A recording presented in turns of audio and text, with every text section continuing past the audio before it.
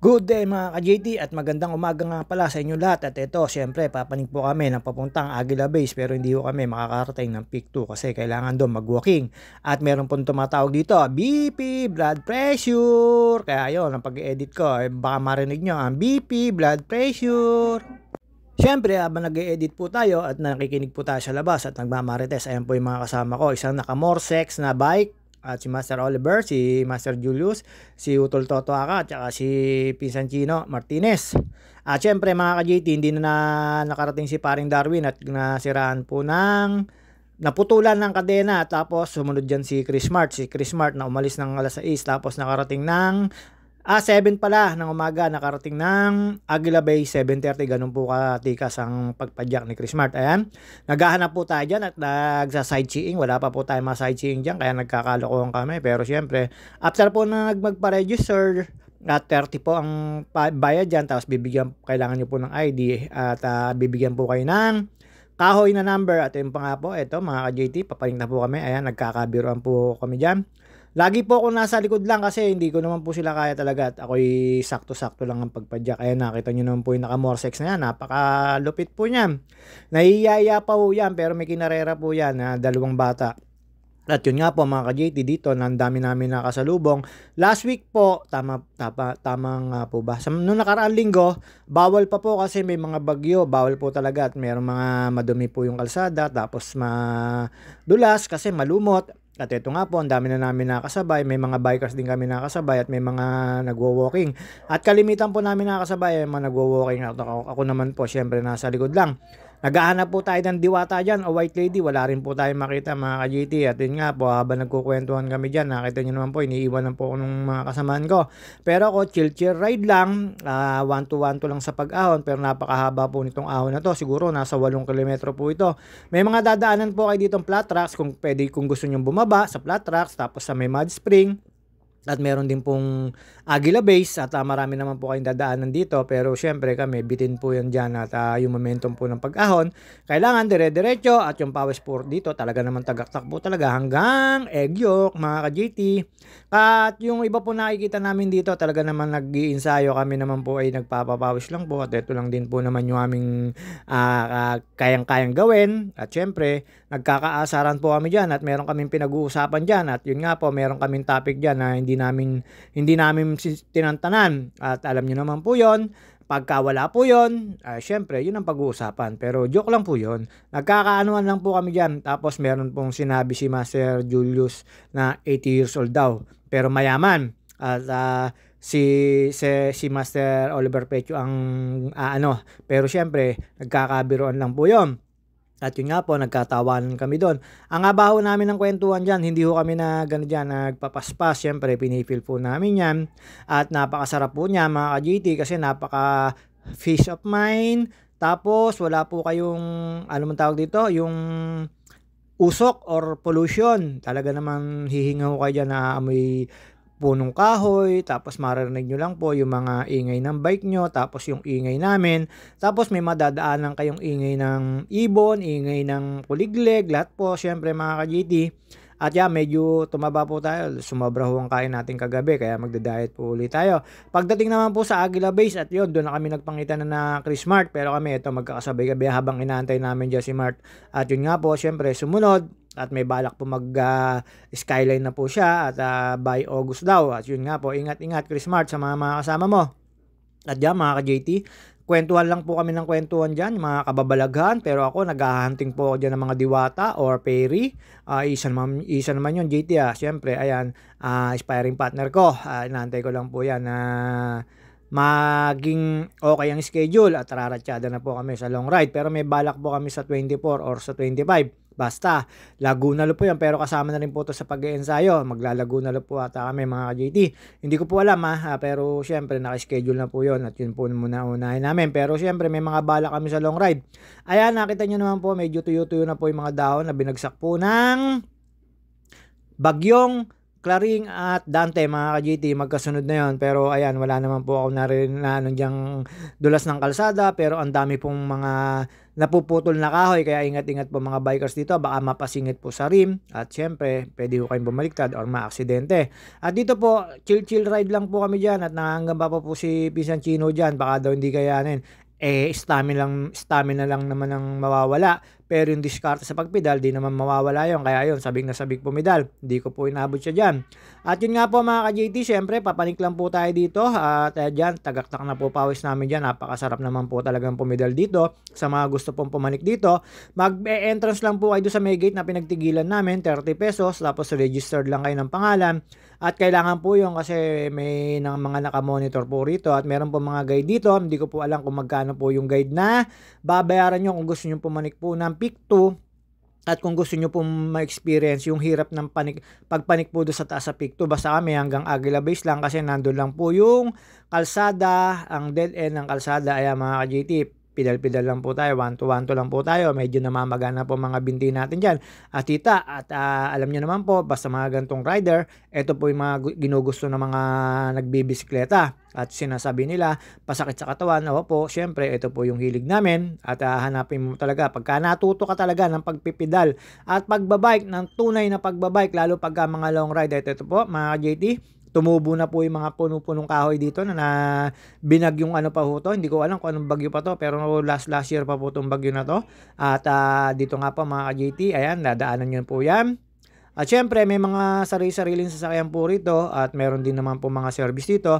At meron din po kayong kung tinatamad po kayong pumanik at gusto nyo na po kagad ay pumanik papuntang Peak 2, pwede po kayong maghabal-habal dito. Hindi ko lang po alam kung magkano yung presyo. Mga nakaantay naman po doon yung mga guide din, tapos may mga nakamotor kung gusto nyo pong magmotor papanik. At depende naman po sa inyo, pagkapagod na kayo pwede kayong pumara dito. At hindi ko lang po alam kung magkano yung bayad ng habal-habal. Basta po meron na po dyan habal-habal kung tawagin yung nakakasakay sa motor. At syempre mga ka-GT, habang papanik po kami dyan, nag-uusap kami ni Pisan Chino, napapag-usapan namin ang lahat ng mga ride namin, mga long ride kung kailan. At yung mga syempre malapit na po yung maging tawag dito, hindi na po makakawala at malapit na po yan punta sa church mga ka-JT. Ayan, nakita nyo naman po yung ganda nung araw tsaka puno-puno. Fresh na fresh talagang sariwang-sariwa. Dito ang sarap po huminga, kaya ako kahit tinaha po, yung hinga lang po ako ng hinga, inhale po ako ng inhale, exhale ng exhale. Yun lang po ginagawa ko dyan dahil po wala talaga kayong masisinghot na pollution, kahit po mga amoy basura, wala po. Ang maamoy lang po dito ay punong kahoy. At kalimitan nyo nga po maririnig dito ay huni ng ibon, huni ng kuliglig, at lahat po ng mga insekto na madadaanan nyo. Pero wala naman po kami nadadaan ng ahas dito kasi po dadaanin naman po ng sasakyan to. Marami po ditong may small community po dito kana si Resty Tatad sa family niya, regards sa inyo. Ayan, madadaanan po namin yung kanilang tindahan. Dati po nakain po kami doon ng mami, kaya lang syempre alanganin po yung tigil namin, gusto namin dire-diretso. Yun yung po yung yung ang tawag dito, momentum mo na hindi ka mapapatigil mga ka-JT. At syempre dyan may tumatabi po kami, may umo-overtake po sa amin, may mga matutulin talaga at may malakas ang tuhod. Kami naman po ay naglalakas-lakasan lang ng tuhod, lalo po ako. Naku po, puro lakas-lakasan lang po ako ng tuhod. Lakas lang na loob meron ako, pero yung lakas ang tuhod wala po. Chill ride lang ako, 1-2 lang po. Ayan, mahaba po yung papanikin natin yan. Meron po dito mga barrier, ingatan po natin yon, lalo pag pauwi baka ma-overshoot kayo. Kasi sa pauwi ay sobra talaga puro pababa. Wala ko kayong mapipidala na pantay o ahon. Ito po yung pinaka-recovery dito. Pero recovery na to mga ka-GT, isa pa rin paahon-ahon ito. Pero syempre, kayang-kaya naman pidalan yan sa mga gusto pong pumunta rito at sa mga gusto pong mag-ensayo. Napakasarap pong pag-ensayuhan ito. Talaga naman dito naman po, solve na naman po kayo sa sobrang haba ng aahonin nyo. At syempre mga ka-GT, kami lagi-lagi na nandito. Kaklose na namin yung mga nagtitinda sa tindahan.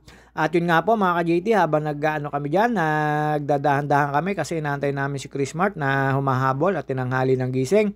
Hindi ko po alam kung bakit tinanghali ng gising at na-late ng tulog. Basta ang sinabi sa akin ni Master Oliver, baka daw napanood ng Viva M or ng Beeg. Ayun nga po ang sinasabi ni Master Oliver. At syempre pinag-uusapan namin siya dyan kasi inaantay po talaga namin siya dyan. Kaya hindi ko kami pumidal dyan habang na pagdating po doon sa may Makiling Forest na may sign, ay doon ko po nakita si Master Oliver. Alam na, kaya pala napatigil doon, may overviewing. Ako, hindi naman po ako syempre basta nagtititigil para hindi huwalata, dire-diretso lang po tayo mga ka-JT. At ito po, syempre, kahabaan na yan, panik-panik lang po tayo dyan mga kasakalam JT. At ngayong linggo, syempre, stop muna yung pagmamarites natin kahit marami tayong mamarites pero hindi po tayo nagbibideo sa bahay kasi po ang dami po ako narinig na marites. Lalo po pagka ang tenga ko ay naririnig ko na maraming marites po sa labas. Kaya lang, syempre, hindi na po tayo nagmarites at tayo nag-ride. Pero pagbalik ko po, pag uwi ko po sa bahay, naku po, ang dami po. Doon pa lang po sa may labas, alam na. Tapos may Queen of the Release pa. At topic na topic po yung mga kapitbahay at ako naman po syempre nakikinig lang pero hindi po tayo nakikisali at yun naman po tuwan-tuwa po tayo sa mga Tupperware nating kapitbahay, yung mga kagaya kong lumulutang sa baha mga ka-JT. At yan po mga ka-JT, ang dami na po namin nakita mga naglalakad, nagwo-walking pababa tapos may mga nagja-jogging, depende naman po sa inyo kung anong kaya ng tuhod nyo. Pero dito solve na solve po talaga kayo at ayun po dadaan na po tayo sa small community sa tindahan ni na Sir Resitatad. Ayan po yung sinasabi ko sa inyo na pwede kayo dito, magpahinga. Pero syempre kami, sayang ang momentum kasi ito, recovery po ito. Tapos na po uli kayo. May susunod po dito yung small community. Ito, mga tindahan po yan mga JT. Pag pumanik po kayo dito, ayan, mga tindahan po dyan, pwede ko kayong mag-stop dyan, pwede ko kayong tapos makikita nyo po yung Makiling Forest na yan, yung signage na yan. At syempre mga ka-JT, dyan ko po nakita yung mga kasamahan ko at lilampasan ko lang po sila. Syempre, pakipot ako, ayokong tumingin sa nakita nila. Pero syempre, alam nyo naman po, dire-diretso lang po tayo, sayang ang momentum. At dito, eto, ang napakaganda po nitong area na to, lagi ko po itong binibidyohan pagka nandito po ako. Kasi dito, merong part dito, pero hindi po napupuntahan. Basta dire-diretso lang po tayo dito at pagdating nyo po rito ay Mud Spring. Mud Spring papasok, siguro may mga 800 meters pa bago nyo po makita po yung Mud Spring. Malayo-layo pa po talaga mga ka-JT. At syempre mga ka-JT, dito po, dire-diretso lang po tayo. Medyo recovery po ito. May paahon pa po ito. Siguro may 2 kilometro pa po ito bago ho kayo makarating ng Aguila Base. Pagdating po sa Aguila Base, may bago na po sila. Meron na pong entrance ng papunta po ng Peak 2. Meron na pong nakalagay na tawag dito, parang arko. At yun nga po, syempre, hanggang Aguila Base lang kami kasi wala naman po talagang kalsada, papanik po ng Peak 2. At pagkakalam ko po ay kabila nito ay parang Batangas o Laguna pa rin ng kalahati mga ka-JT. Pero excuse me po, nasasamid lang po tayo. At yun, bumalik na naman po si BP, blood pressure, mga ka-JT. At ako naman po, hindi naman po ako magpapa-blood pressure kasi syempre, dito naman po, talaga namang ensayado na nga po tayo dito at pawisan-pawisan. At ayan mga ka-JT, nagsama-sama uuli kami at inantay ko po sila dyan. At syempre mga ka-JT, dire-diretso lang po yan pero sagaksak na ang aming pawis dyan, kwentuhan lang po. Ayan po yung mga mamaw, isang naka-Morsex na frame at isang naka-Mountain Peak na frame. Ayan, si Master Julius at si Master Oliver. Bahala na po kayo pero syempre, wala pong issue yan. Talaga namang tropa lang yan. Magkasabay lang pong pumidal.